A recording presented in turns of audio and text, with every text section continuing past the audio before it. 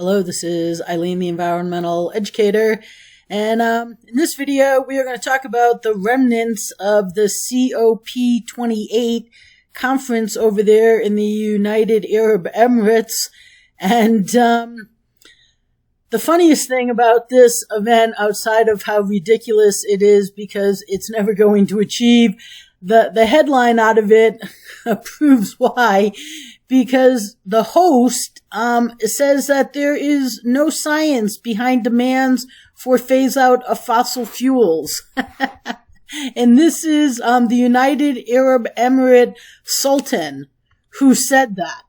They said that it would take world back into caves. So, yeah, okay.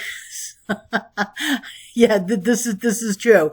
But, you know, the UN, They had their whole big charade over there, and Charles, he cares about that his grandchildren will be living with the consequences of our inaction. You know, he urges action. How many decades have we been urging action for? Well, we haven't been giving any action. And who's included in that?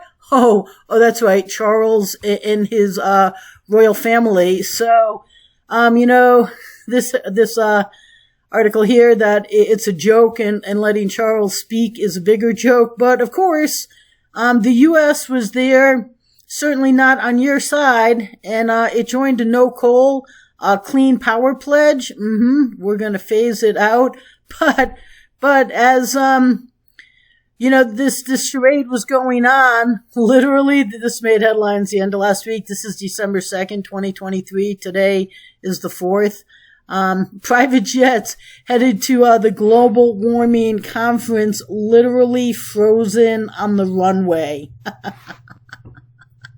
Oh my God. It's almost funny. Except here, right, the U.S., the masters, I guess, of us, slaves. What is she out doing? Oh, that's right.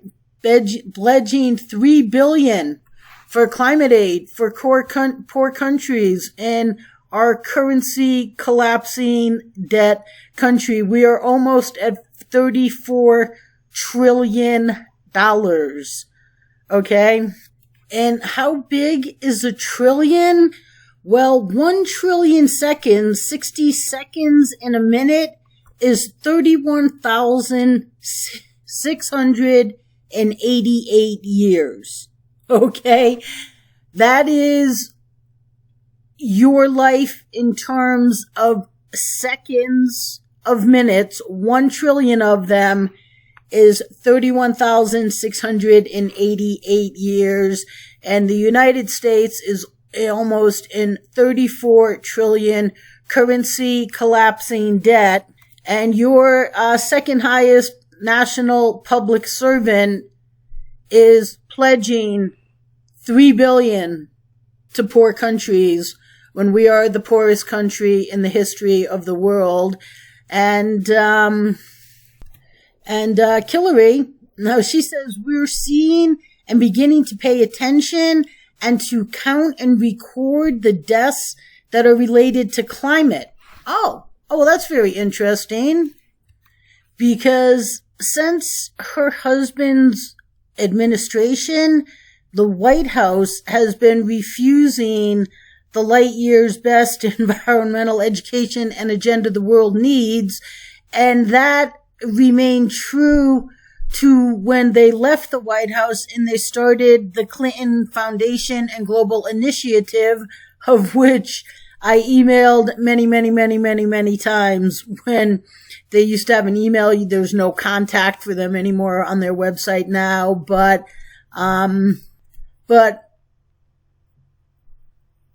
her and her associates are responsible for many of the climate-related deaths and destruction and devastation, for not allowing the solutions the world needs since their White House days. Okay?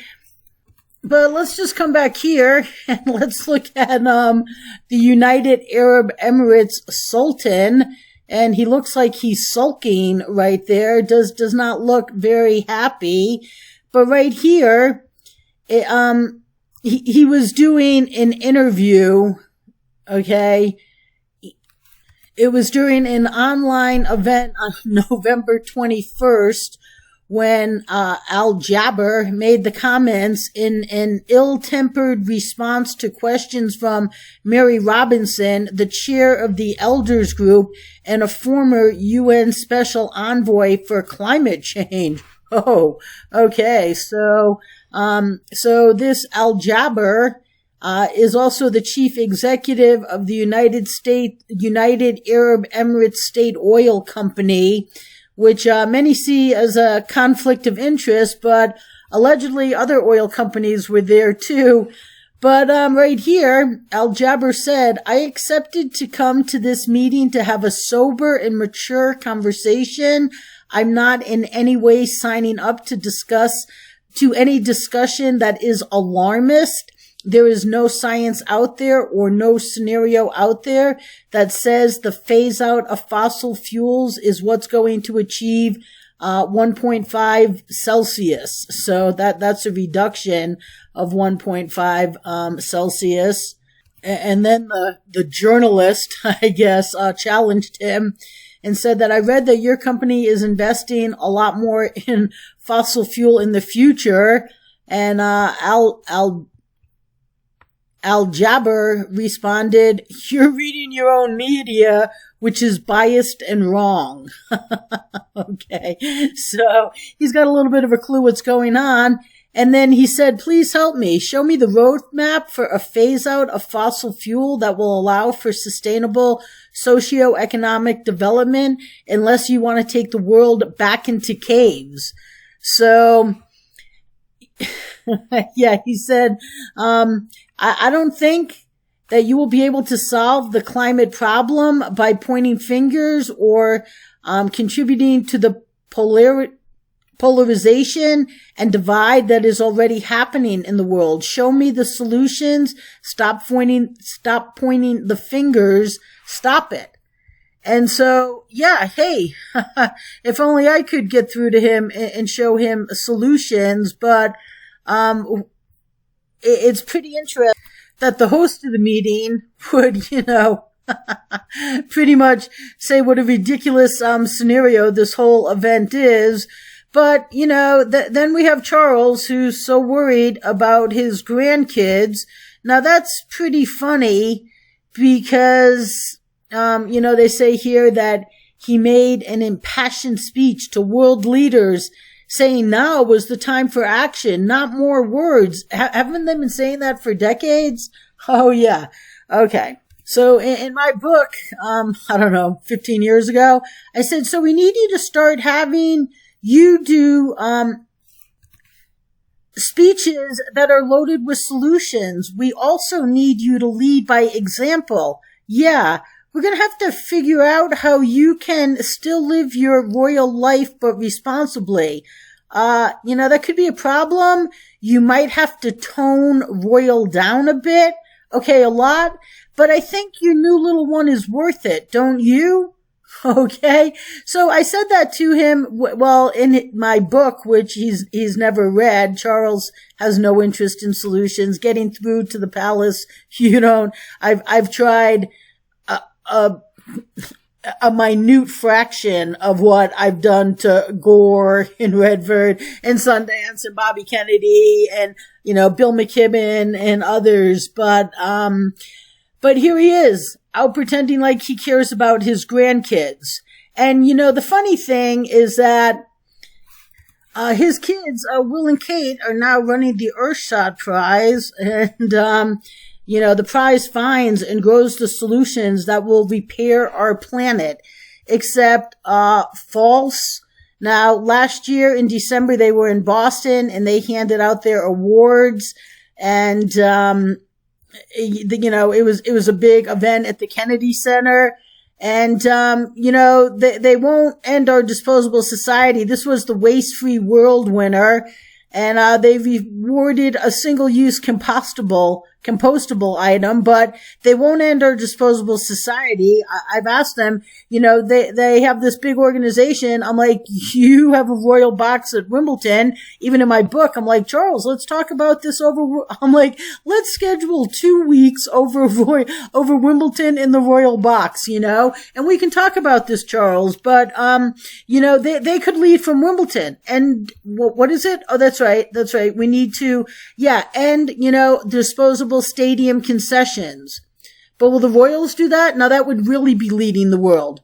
Okay. Instead, what did they do? They Mickey Moused around and they gave the award to build a waste-free world to somebody that's just, making waste that's going to compost. And, every one of their winners they are preventing light years better. For every award they handed out, Will and Kate right here are while they prevent light years best environmental betterment. Okay. So they are preventing light years more than the Mickey Mouse that they make a big deal about rewarding and promoting. Okay. We wouldn't need their award if we would actually get on solutions. But here's Charles. That's why it was a big joke, but they don't even know that was why it's a big joke. They have other reasons in this article, but he's gonna care about his grandkids. Okay. Just like he's been doing for decades, but nobody cares. But, here's the U.S. John Kerry. Yes, he is going to, of course, take us out of, he committed the United States to the idea of phasing out of coal power plants. Yeah. And, he's definitely right here. We will be working to accelerate unabated coal phase out across the world. Okay. Except we don't have a clean energy structure to move it to. So, it kind of goes back to, what this guy here, the only person that was talking anything that made any sense. But that right there, John Kerry, will take us back into caves. But, that's what the U.S. is out promoting, outside of, our currency collapsing debt. Currency collapsing debt. And Hillary, out there she's gonna start counting the deaths. Oh, okay. Yeah, maybe like everybody counts all the deaths of people that were about to testify against her and suddenly couldn't testify. So, Hillary herself is very much responsible for all of the consequences and deaths. So just a short little wrap up about this absolute ridiculous event where one of the good things about it was that I'm not sure if these private jets actually ever got to the event or not, but they were literally frozen on the runway. So maybe they didn't get their flight to the event.